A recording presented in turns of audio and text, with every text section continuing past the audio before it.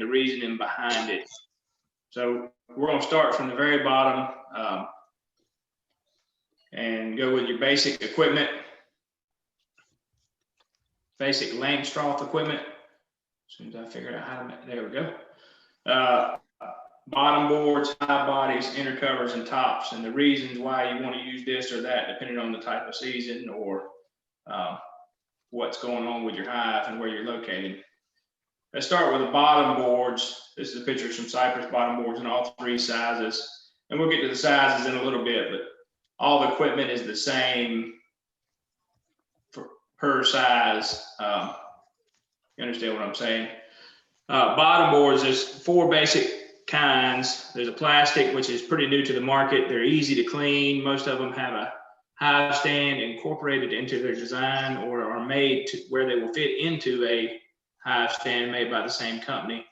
These are available in screened or solid bottom boards. A lot of them also have the mouse guard entrance reducer built into the front where you can easily move in and out of whatever scenario you need to make sure that the bees are where they need to be.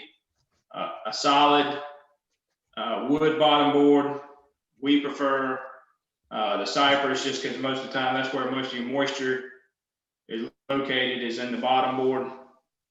It's closest to the ground. It makes the most sense. We also do offer a painted bottom board in a pine. If somebody's looking to save just a little bit of money, it'll save you a little bit of money over the cypress, but still give you some of the same benefits. The next, right here, we got, of course, screen bottom boards. They improve the airflow of the hive and reduce the condensation in the hive, depending on the time of year. In North Carolina, that's a big issue, especially considering honey has to be cured. Also in wintertime, where moisture can really be a big hindrance to the survival of your bees.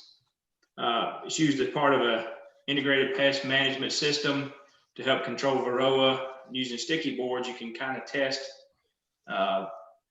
your varroa load depending on what your treatment method is. Something a lot of people don't use, but we do a lot of the times, are these pallets. I'm not sure if you've seen them before. They're typically solid. We try to drill a hole with the back just in case there is some water that gets in, because they are flat. If we lay them flat, there's still a chance of water getting in at some point. There are 4 6-way pallets are the most common. 4-way pallets seem to work good for us for pollination and other stuff like that. We can move them with a skid steer, tractor, any of that stuff. Your hives actually lock on to these W clips here. I don't know if you can see my mouse. There's 2 different types of clip. There's a U clip and a W clip. The U clip holds the boxes tight together, where if you have a dead out on your, say, your left-hand side, then your right-hand side box can move if you were to move that pallet, where the W clips will hold your box tight, even if there is not a box to the left of it or to the right of it.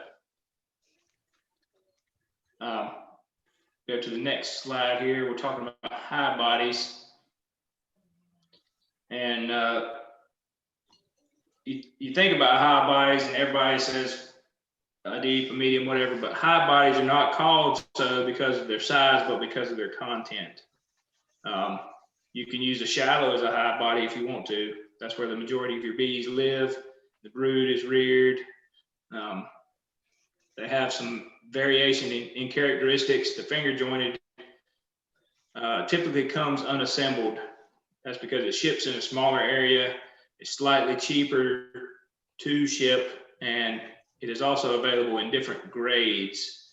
So you have a select grade, a commercial grade, and an economy grade. And I don't recommend anyone getting the economy grade unless you want to patch up some holes on your hive bodies as soon as you get them.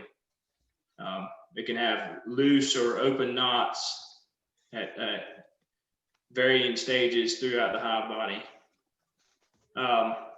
What we like to use for all our assembled stuff is a rabbited joint. They typically come assembled, painted or unpainted in pine and cypress. We normally allow the customer to paint their own if they want to choose to paint cypress. We still do recommend that it be painted, but there's only so much room in the back of the shop for items, and a painted pine box is much more appealing majority of the time than a painted cypress box. So I have to pick and choose how much inventory and how many items we actually have. There's a common misconception about the difference in the joints. Say rabbit joints are not as strong. That's false. The glue area and the fastener is what makes the joint strong. We use a Titebond 3 glue and an 1.5 inch staple in both sections of that joint as if it was a finger jointed box. And that really holds the joint tight. The glue is what holds all the stuff together. The fasteners, you can put a 3-inch screw in there if you want to and make the fastener do the joint work, but the glue is what's really intended to do the joint work. Not just in beehives, but in cabinetry and everything in your house. It's the glue that actually does the majority of the holding. Another common misconception is finger joints resist expanding and contraction more so than a rabbit joint. This is also false. The joint has double the exposure and absorbs moisture more than a rabbit joint. If you think about a rabbit joint, each side of that joint has a exposure to the end grain, and end grain in moisture is where water can enter the wood and make it swell. Finger joints are better suited for lower humid climates, where the rabbit joints, as recommended by the Florida Jamie Ellis, he recommends also the rabbited joints for the humid environments. Calvin, what is a rabbit joint look like? It's if you were to take a straight board and take a little groove out of the end. If you look back at this last hive body, there should be one line right down this edge for a rabbit joint, where this board actually comes halfway into this board, into the front board. Okay. Yep. Thank you. Hive body size variations. So I know a lot of people are leaning towards 8 frame, especially as older beekeepers start for the first time or decide that that's easier for them. Obviously, a 10 frame holds 10 internal frames, an 8 frame holds 8 internal frames, and a 5 frame holds 5 internal frames, otherwise known as a nuke. As most nukes are sold are 4 or 5 frames. That's how it got its name. Another hive body size variation is the depth, of course. Depth of a deep is 9 5/8, and it's available in all widths. Brushy Mountain was confusing a lot of people, and if they bought their stuff from several different places, it was creating a little bit of a problem. Their depth was 9 5/8, and their top rabbit was a 1/2 inch instead of 5/8, which is standard across the board. So when you had a Brushy Mountain box underneath anyone else's box, the bee space between the two boxes was not sufficient for the bees to crawl horizontally between the two boxes. I think it was actually easier for them to get a board that was 9 1/2 instead of the waste that would come from a 10-inch board. And that was a lot of the reason why they did it. But at the same time, it created a lot of trouble that didn't really show up unless you were looking or thinking about it. A medium box or an Illinois Super is a depth of 6 5/8, and it is also available in all widths, including nuke. The shallow, which is a depth of 5 3/4, is available in 10 and 8 frame. Man Lake also has I'm not sure what they call it, but it's a 7 5/8 deep box. It's hard to get frames for them. It's hard to get wax for them. I'm not sure why they did it. unless they were trying to combine a deep and a medium to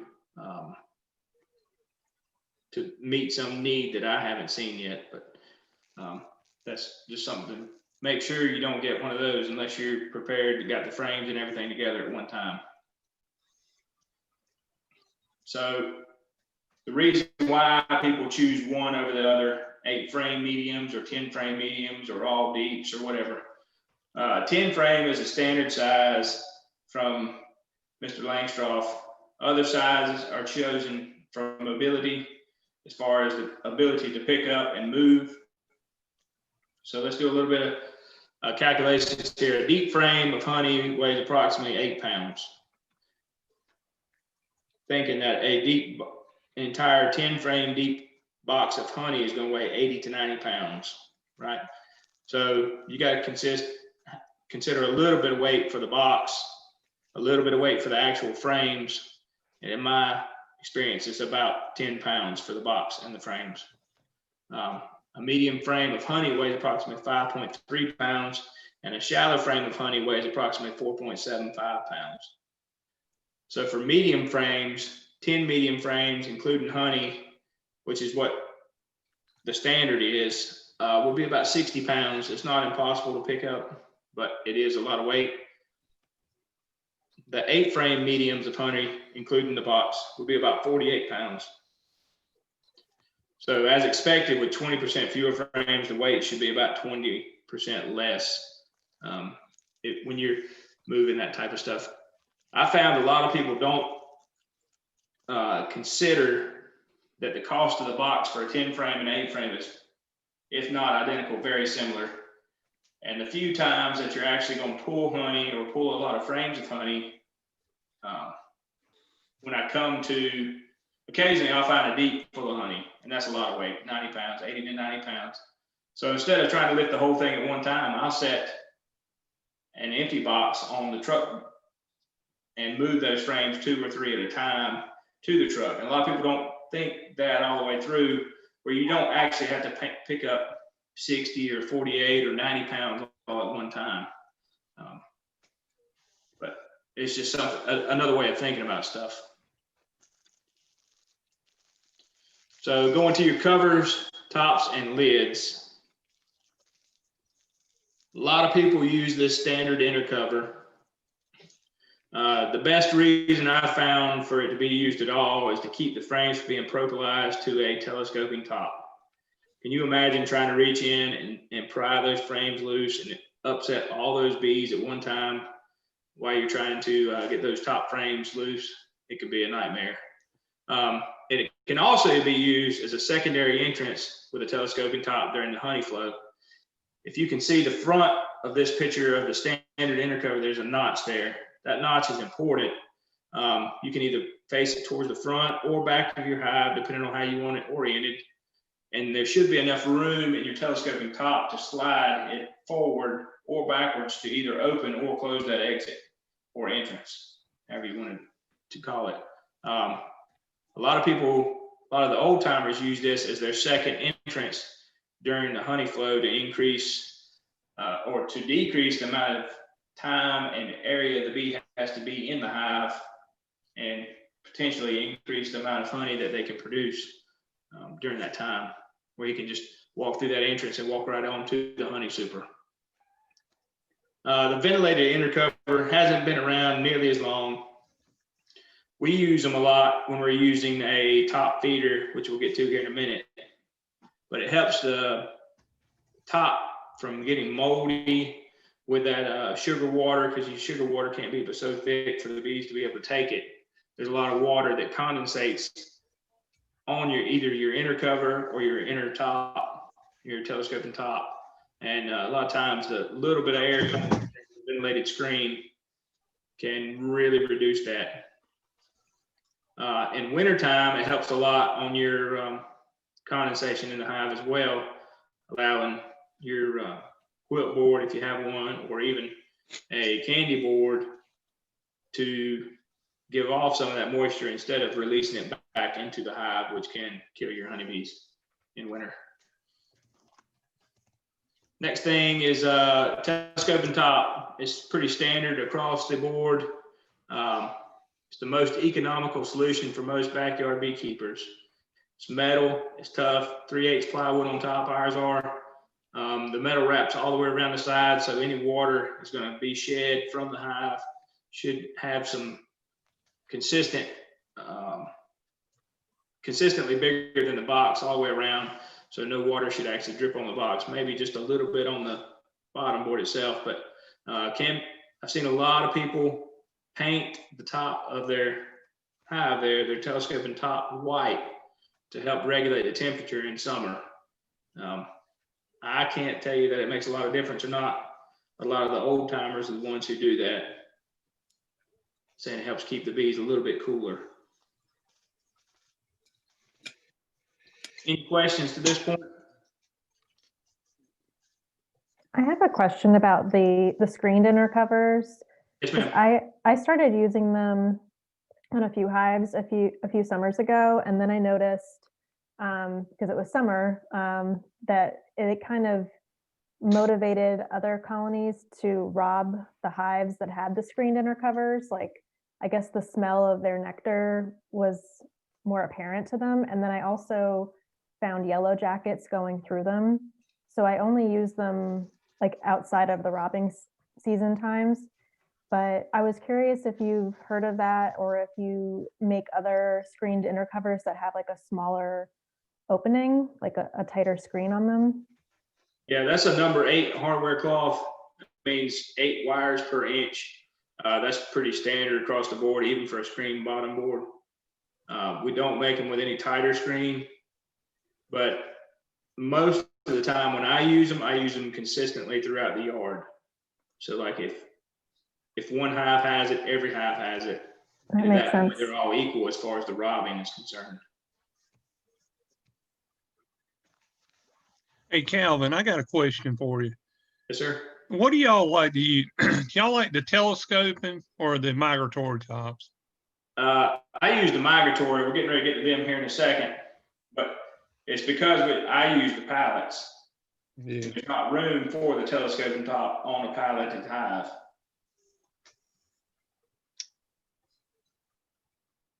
But here's the slide on the migratory tops. Like I said, they're designed for use when bees are palletized that are going to be close together. It doesn't allow you that inch or inch and a half that you would need to get that telescoping top over between the two hives, because there's only about a ½ inch gap between the two.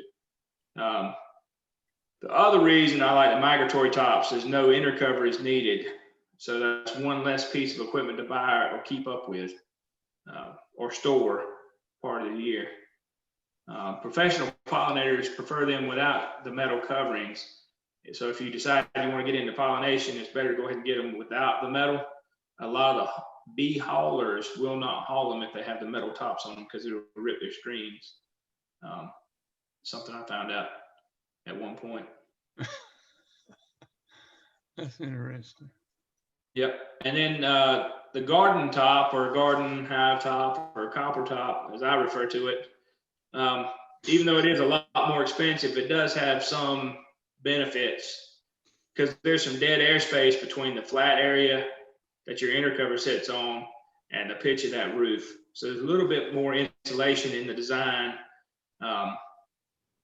It is beautiful and will last a lifetime. It's got 3/4 inch board on top instead of a 3/8. There was a guy that had bought one from Bailey Bee that we had built several years ago. And he said a pine tree fell across it. The hive split all to pieces, but the top was still in really good shape. It is significantly heavier and unlikely to dislodge by heavy winds. Not just the extra wood, because you got a 3/8 plywood top that comes in contact with the hive, but inside there on where the copper is a 3/4 inch board on both sides. And then the copper itself is a 16-ounce copper. So that's about 4 pounds of copper just on the top there. We're getting into some more different stuff here. Seasonal equipment. We'll go through feeders, entrance reducers, screens, and winterizing. An entrance producer is super easy.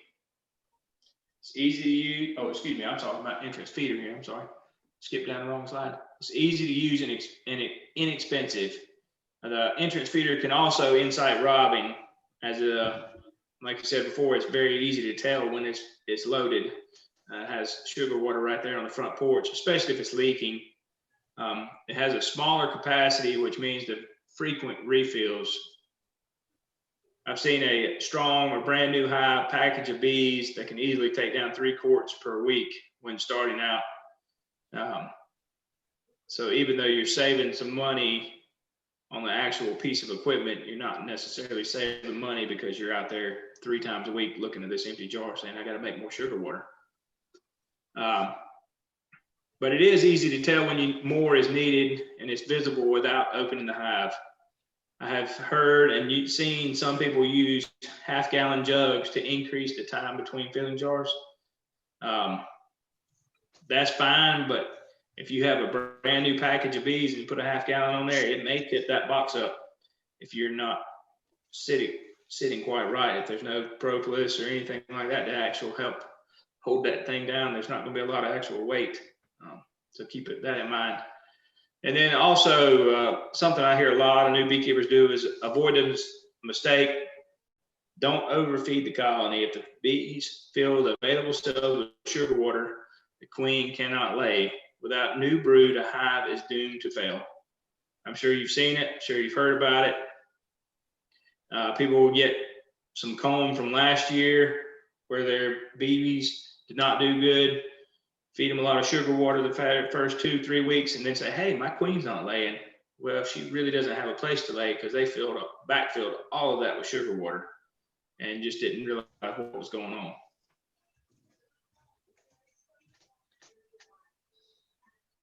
The division board feeders, I like these, especially if you're moving bees. They're inside. It's not part of another piece of equipment that will actually fall off or you have to tie down. It takes the place of 1 or 2 frames inside the hive. Depending on which brand you get and which size, it can hold 1 to 2 gallons of sugar water. Also, depending on which one you get, it can cause drowning. We found one there's a mother load out of California. We carry it most of the time.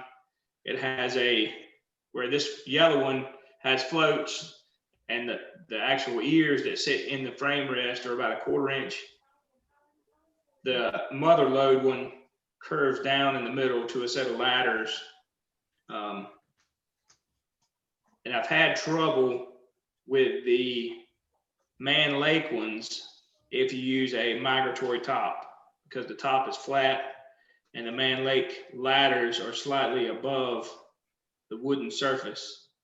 So there's no way for the bees to actually get into the ladders to get the sugar water. I've had to run them with a shim before just so the bees could actually use the feeders. So just keep that in mind when you're looking at that kind of stuff. Just a little bit of common sense and thinking about things will really go a long way on your success as a beekeeper.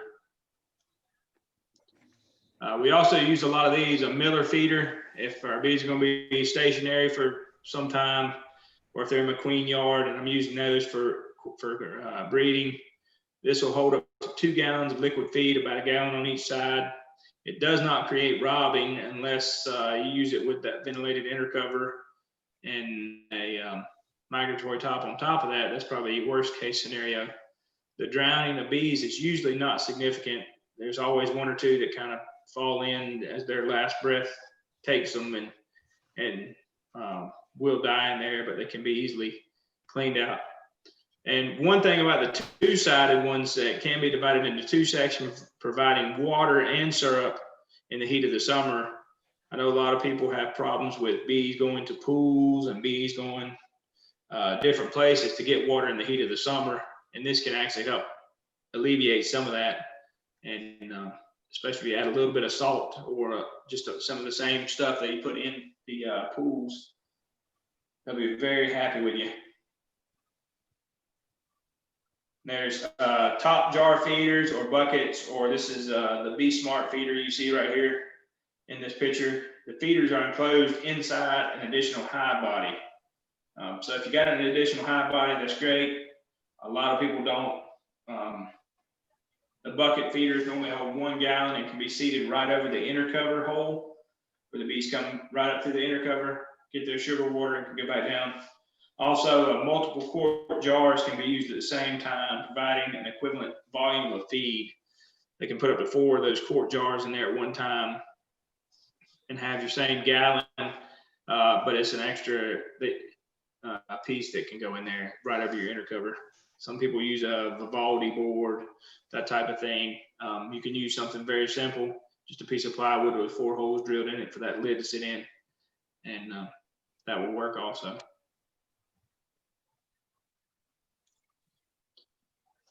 Something people don't think about a lot is the entrance reducers and screens.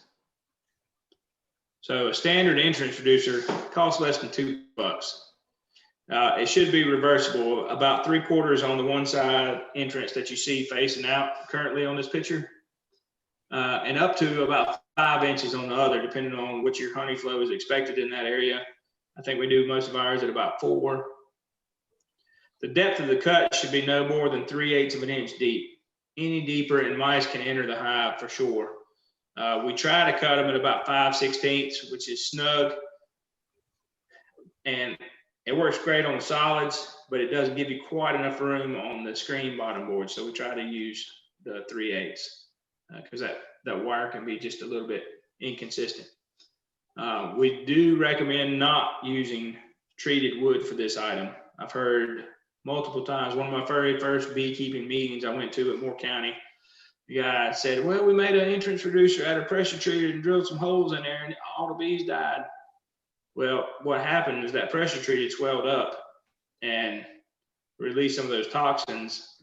Instead of an actual entrance reducer, they had like a wooden mouse guard that was really too rough on the bees for them to go through.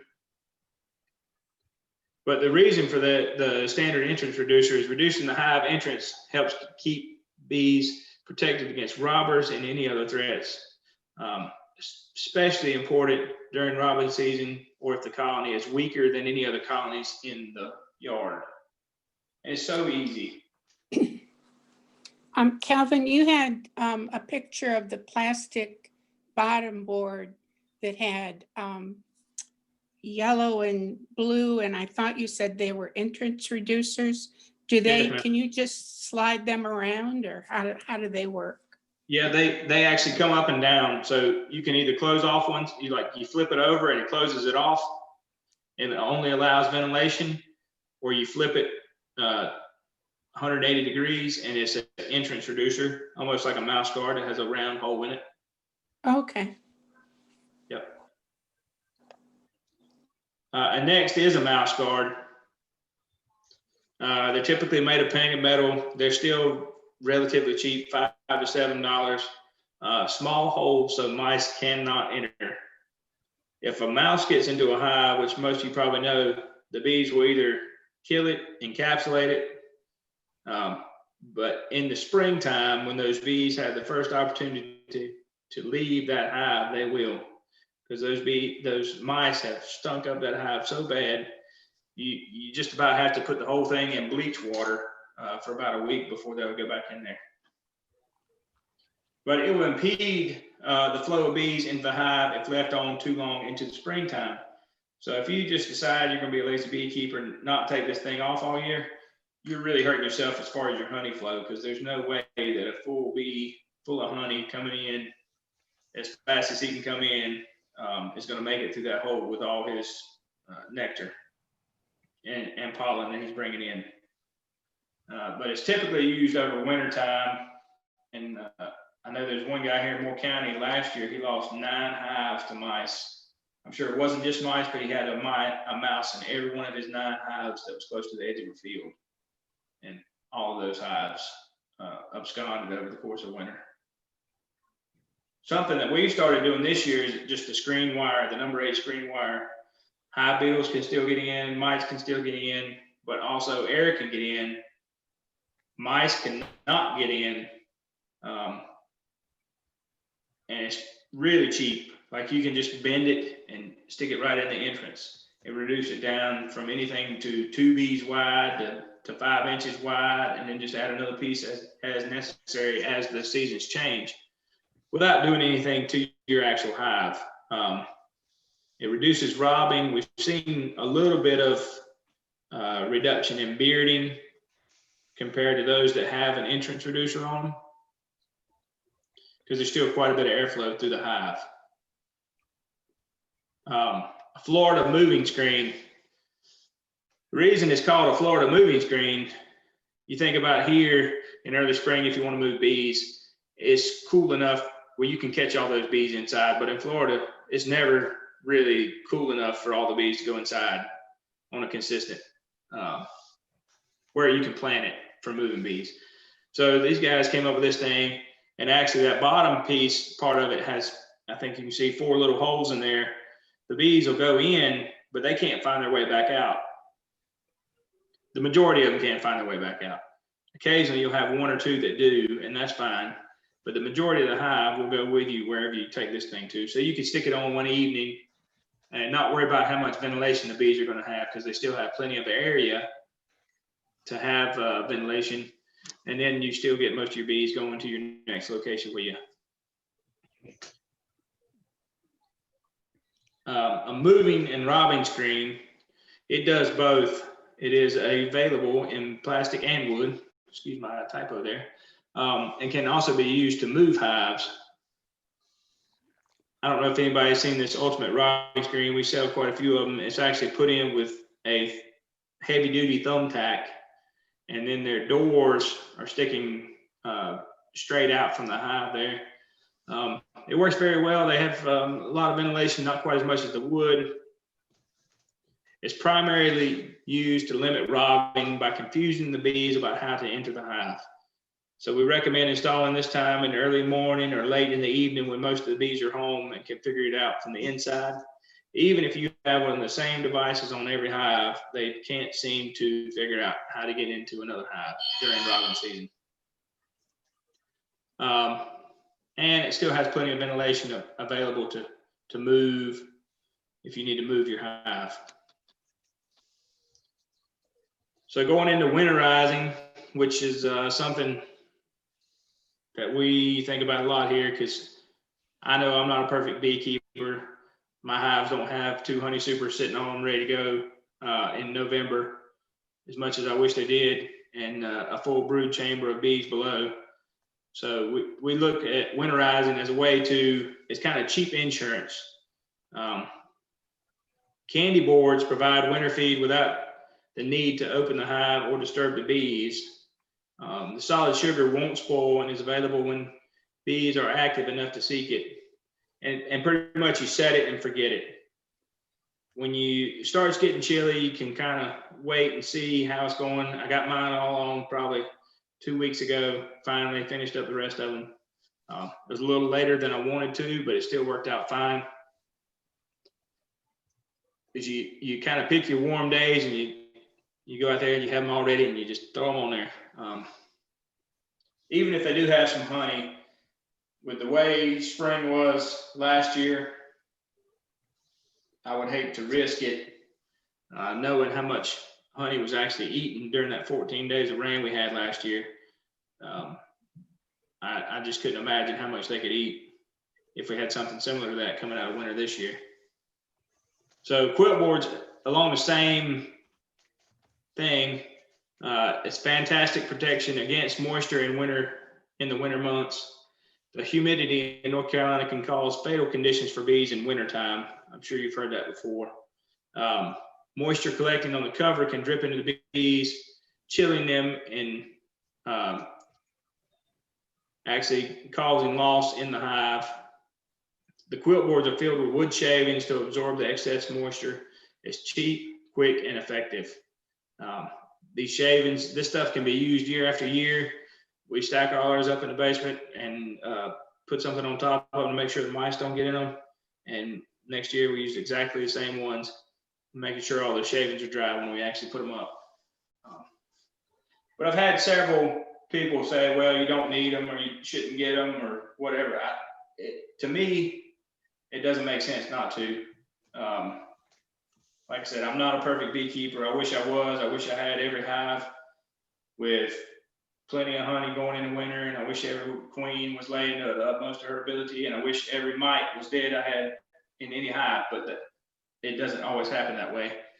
And this is just, if you've gone this far and got to wintertime, 30 or 40 bucks is a whole lot cheaper than a package of bees in springtime and the frustration from getting started again.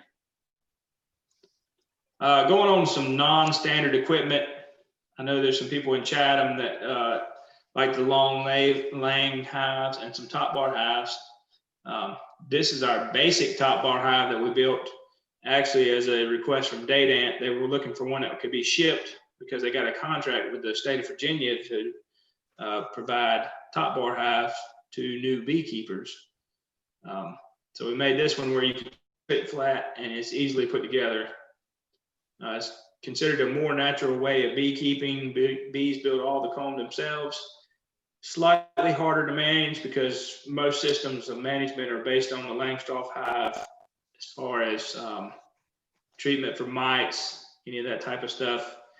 Hard to provide more space and reduce available space. Most of them have a following board, but if they fill up those 20 or 26 frames, depending on what size you get, you're going to either have to split them and start another top bar hive or let them swarm because there's not much else you can do. You can't add a box to a top bar hive very easily.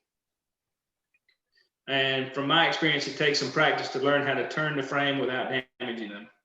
I had a co-worker for years that would help me in the shop, and he was showing off one day on my top bar hive and busted a beautiful frame of brood comb. I just wanted to punch him. That was the best they had ever done, and he just ruined it because he didn't understand how he was supposed to turn that frame to look at the other side. We have started making some long langs. This is the first one we built from some patterns we had found. Use the standard frames and horizontal configuration. Eliminates the lifting of boxes required for moving and looking into your hive. It's a good fit for beekeepers who struggle to lift heavy objects.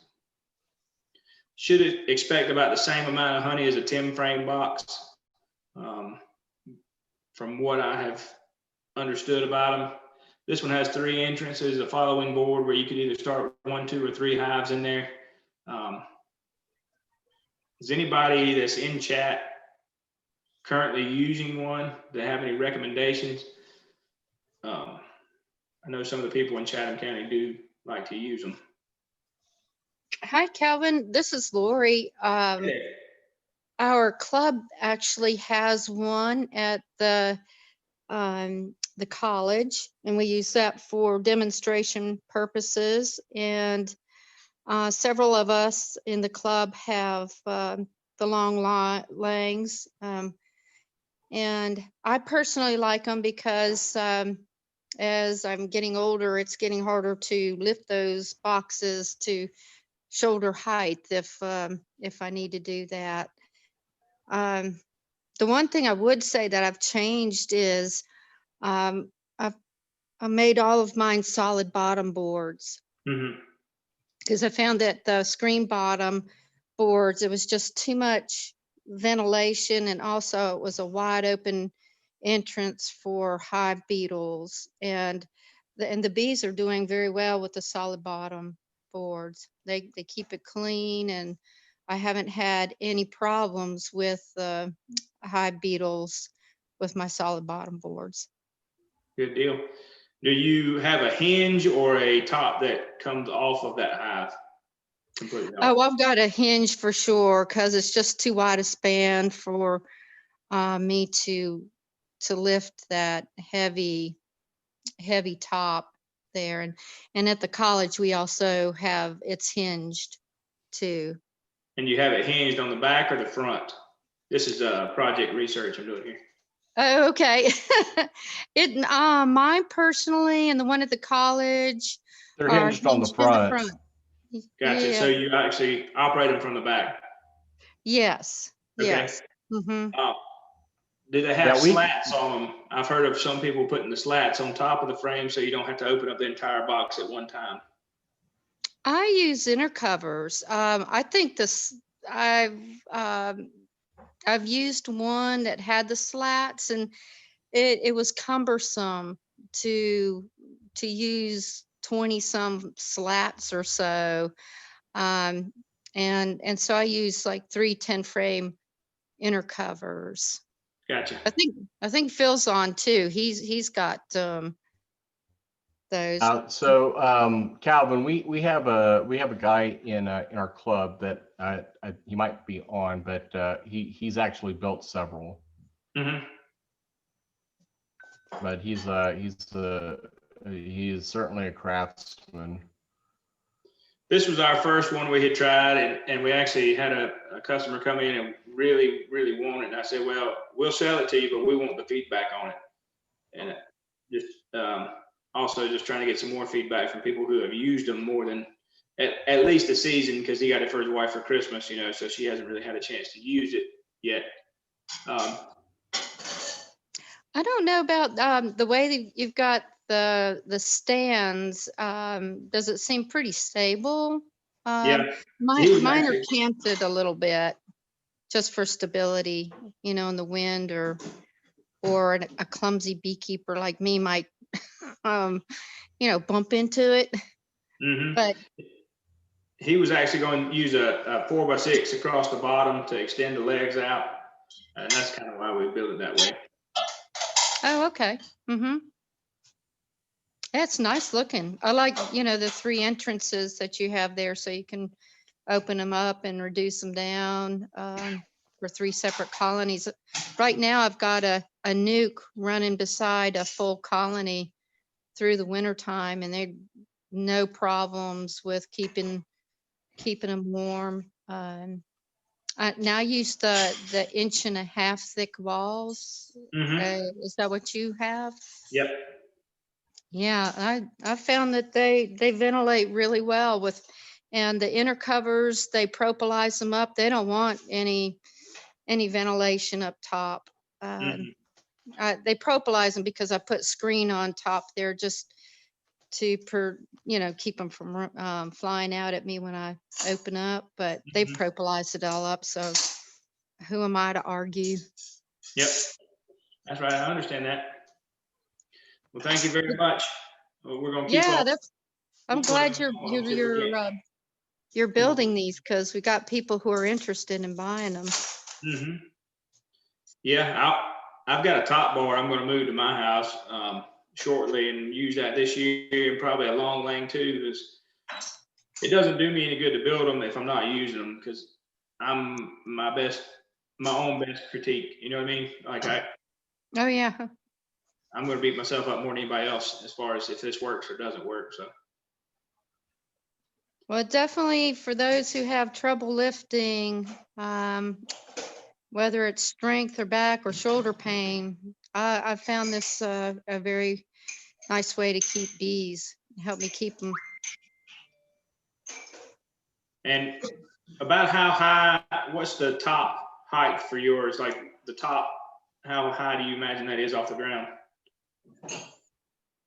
I think it's I think I made it about 36, maybe 40 inches off the ground, and I built it. I'd have to go back out there and look, but I built it so I don't have to bend over very much. I'm Mhm. barely even bending over.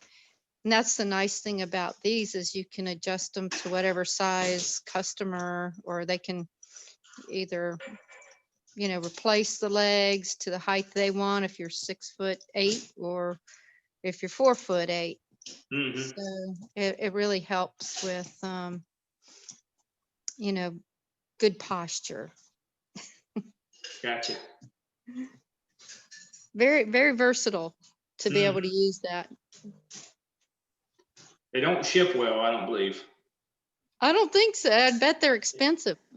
Yeah, you have to find somebody in your area to ship them. Or to make them for you. That's for sure. Mm-hmm. The next uncommon type thing I have for you here is an ulcer observation hive. So I'm sure a lot of you folks have seen these. Brushy Mountain made them fairly popular. They hold a few frames for display. Well, you got one frame up top, and I don't know if you can see in that picture, but the bottom of that is currently lined with a queen excluder.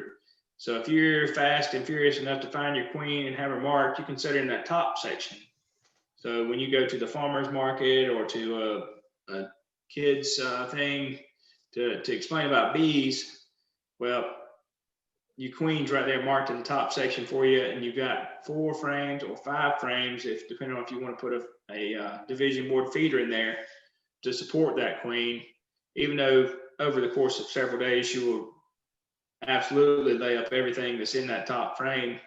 You can still leave them in there for more than a day, where most single observation hive frames you cannot. These are available from us in a medium and a deep. The door slides up. The Brushy Mountain ones had a knob you could tighten. It seemed like a lot of excess work for just getting the door off. When you're standing there holding it and some kid says, "Oh, is there bees in there?" You pull that door right off in quite a hurry and say, "Yeah, look, the queens are here somewhere. See if you can find her."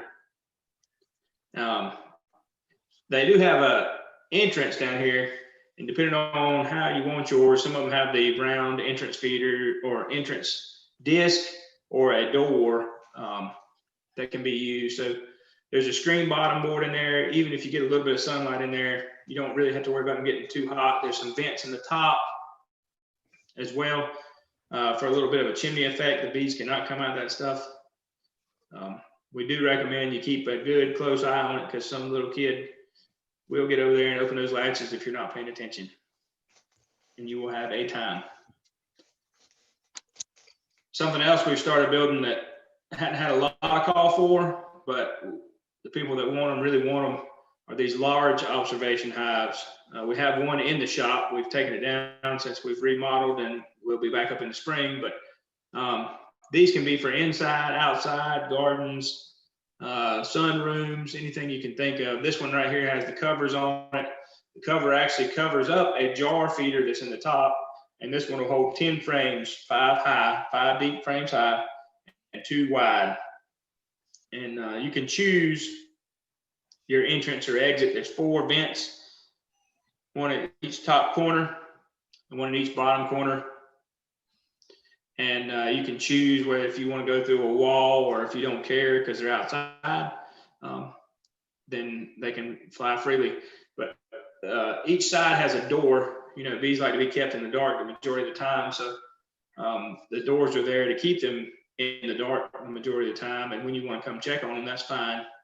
Management style is definitely different from a typical hive, and you should not really expect any honey. Not that it can be pulled off and used to sell or used for anything else. They should make enough honey in one of these to be able to support themselves through wintertime. You may have to supplementally feed a little bit, but this is more of an educational item than anything else. It's not a sustainable way to keep bees and grow your apiary. This is definitely a more permanent solution than the other observation hives, such as the ulcer or the one frame. And when it's full of bees, you do not want to move it. It is heavy.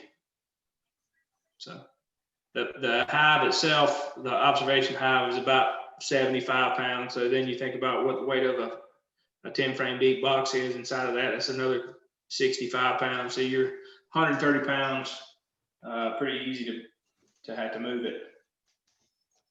Calvin, how much does one of these cost? A 10 frame with all the bells and whistles is about $600.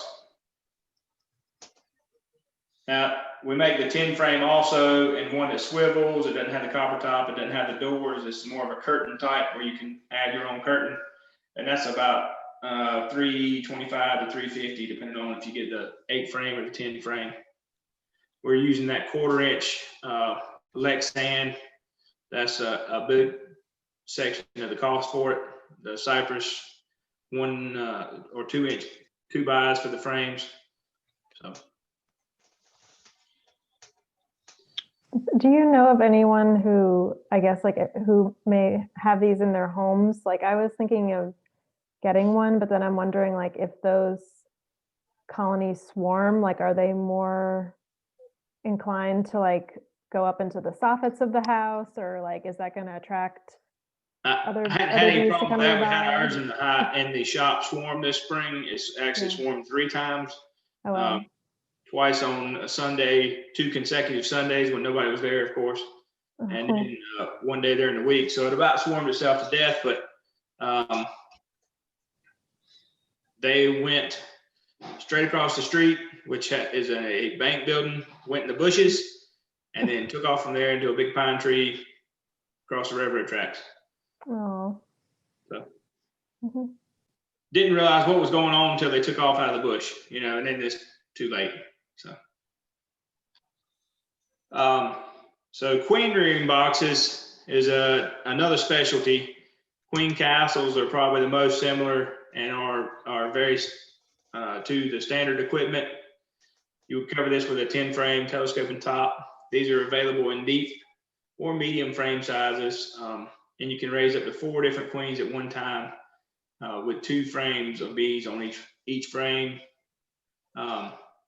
There's also multiple variations of the size depending on the number of queens that you want to raise and the quantity of bees you have to raise them, if that makes sense. So if you only want 4 queens, you can take a 10 frame deep box that's full and divide it up easily with a brood frame and a honey frame in this box and end up with 4 queens. But if you want to raise 200 queens, that's a whole different scale. You may want to go with a mini frame system, and there's several of those. Springtime, I take my earliest spring build-up hives, and I'll pull 2 frames from those and put in an actual 2 frame nuke with a feeder and let them raise their own queen, and that's how I do my additional hives for the year, just to keep them from swarming, and it gives me some extra hives to play with throughout the year. So like I said, there's a lot of variations on the queen rearing boxes. You can use a nuke for queen rearing. You can use a deep 10 frame for queen rearing. Just depends on how long you really want to search for that queen. The smaller the frame, obviously, the easier it is to find a queen. So something to keep in mind from my experience. What do the bottom boards look like for that kind of setup? So that's it's got plywood on there, and there's one little tiny groove in each section for air ventilation to come through. So you can see the notch here on this end facing us. There's one on the opposite corner, and then there's one on each side. Okay. So they come out in 4 different directions from the box. I see. And if you want to feed them, you can do the same thing with a jar feeder. Those boards are wide enough to put a jar feeder in each section. If you see that you need to, it's getting late in the summer, a little bit of the dearth. And then you can just cover it with another hive body and put your telescope top on it. You're good to go. I believe that's it for my presentation there. Thank you very much. Is there any more questions?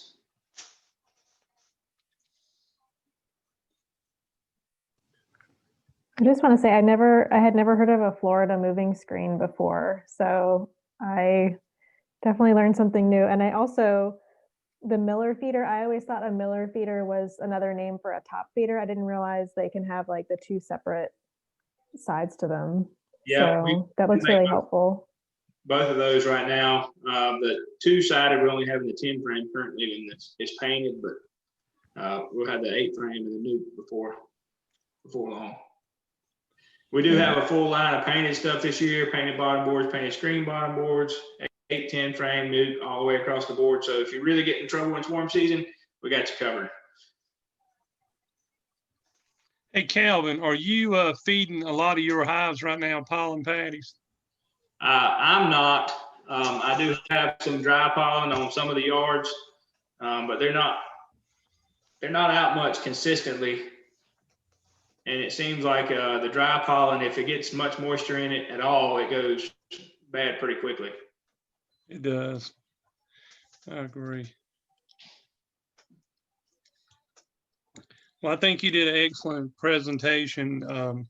I think you answered a lot of questions, and I recommend y'all shop. Y'all got a lot of stuff down there. I'm like Taryn Lee, and it's a cool place, and y'all got a lot of stuff if they need bee supplies.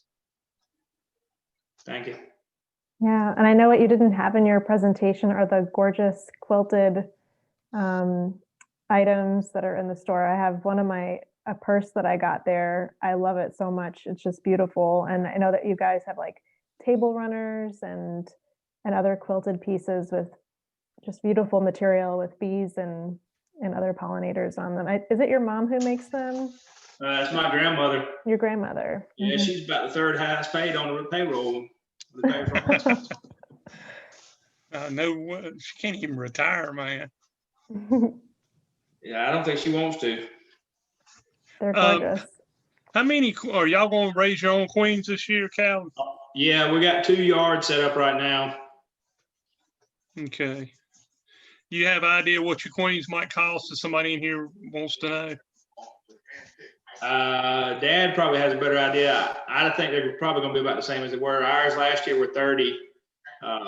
If they were marked, I believe. I can't remember right off the top of my head, but around that range. And the difference about us, we'll back them up. You know, like if you have trouble with it, if it's really something on our end, we'll be glad to replace it.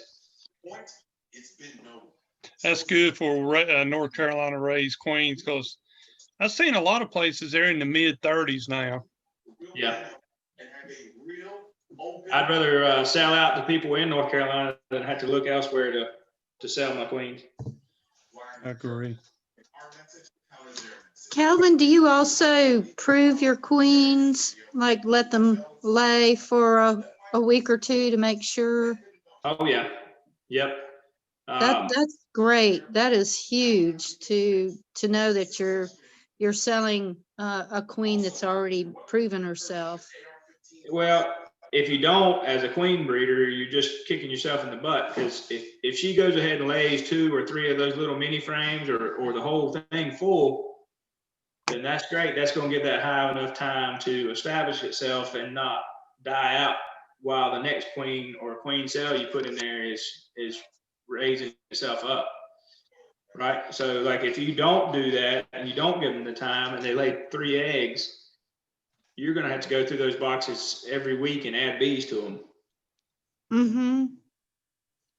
Plus, So, I've just gotten queens myself that they get in there and they must not have been mated well, because it just wasn't. It doesn't happen a lot, but when you're paying $30 for a queen, it's good to know that somebody's already seen that she can lay a good pattern.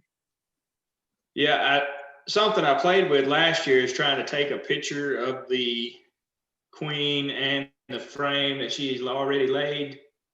I couldn't get all my logistics right, and I was getting stuff confused, but I'm hoping by this year I can get it all laid out where, you know, if you got a problem with a queen, for you, it's not, you know, you can tell me and I believe you, but a new beekeeper who has nothing going on and has read or seen everything on YouTube will tell you that it's the queen, but actually they got a hive full of drones and they don't know it. You know what I mean? So Right. I got to protect myself at some point too. You know, and that's part of that. The one thing I seen, Calvin, this past year was a young lady who was getting into beekeeping, couldn't find her queen, so she ordered another queen and went and find out. She opened it and she goes, "My queen ain't laying." Well, the sad thing was the queen that she had originally had killed the other queen. She didn't know, but she says, "Is that what a queen looks like?" And you run in a lot of that stuff, man. Oh yeah. I told Dad not too long ago, I think I could start a YouTube channel like Tim Allen does on Last Man Standing, where he's talking about his equipment for his sports goods store, and he just gets angry all the time. I told him I thought I could do that with just the people that came in and didn't know what they were talking about or didn't take the time to educate themselves, even on the basic level. But I don't think I have time for it. It would be a good one, I bet. Calvin, I was wanting to find out if you were talking about the bottom board, and I've got a screen bottom board, but there's that insert, I think it's called an IBF or IBC or something like that board. Yep. So do you use those things at all as far as for winterizing? A lot of people do. We use those pallets most of the time, so it's a solid bottom board for us. When I was first getting into beekeeping, Bill Shepherd was a big mentor, as he was for most people in Moore County. And I said, well, what should I use, screen bottom board or solid? He said, well, you can get some of those screen bottom boards, but the best thing for them is to set them right outside your garden so you can wash your vegetables off before you take them in the house. And that kind of stuck with me, and I thought about it and I said, well, you might be right. I was also scared palletizing them, that if I put screen bottom boards on them and I knew how clumsy I would run those forks right through the screen, and then I'd have bees attacking me on the skid steer, which would never be a good thing. So I just went with solid, and it seems to be working pretty good for us. But yeah, a lot of people do put that board in, especially if it's a really breezy type winter. There's no way of predicting that, so a lot of people just put them in and hope for the best for winter. And there are people that slide them on the top of the screen inside the inner cover, inside the entrance reducer, so that it actually keeps more of the air from coming through, and it's actually like a little insulation in there. Okay, I appreciate that. Yeah, we've gone through last winter. We didn't lose anything. We did it that way last year, and this year it seems to be doing pretty well too. So we're just going with it again this year. So far, so good. That's good. Like I said, I don't claim to think that one's better than the other, but I just remember him telling me that, and I thought it was very funny. There's a question in the chat from Mark about how much lead time do you need for ordering a queen? Once we get going, we should have 20 to 30 a week is what we're shooting for. So it's probably only going to be about a week most of the time. And Calvin, what's your store hours? Y'all are open Monday through Saturday, right? Yep. Monday through Friday till 9 to 5:30, and then Saturday until 9 to 2. Well, they put you on the list about supplies and stuff. Tara Lynn can tell you a little bit about it, but how many is it, Tara Lynn? Maybe 3 or 4 as far as suppliers of equipment and stuff? Yeah, Graham had just updated it. So on the website, we have a list of where members can get packages and bees locally this spring. And so, yeah, I think she had just added you guys to the list as well on the website. Yeah. Thank you. Mm-hmm. I don't know if any of you guys have been in the last little bit. We spent some of our downtime in the fall rearranging the room you walk into as you walk in off the street. We just had a little bit of downtime, and just so if you hadn't done that, come check it out. We should have that observation hive back in there by about mid-March with a nuke we got this overwintered. We had a little trouble treating them in that hive, so we took them out and then got lazy and didn't get them back in there in time. So over first or second week of March, we should have them back in there. Come check it out and try to make room for as many items as we possibly can get in there without it looking junky. So. Yeah, things will get very busy very soon. Oh yeah. It's hard to imagine on chilly gray days, but it's not far off. Thank you very much. Thank you, Yeah, Calvin, thank for you. everything. Yep. Thank you, Calvin. All right, thanks everyone. Hope you all have a great night. Take care, Tara Lynn. Thanks for everything as Bye. always.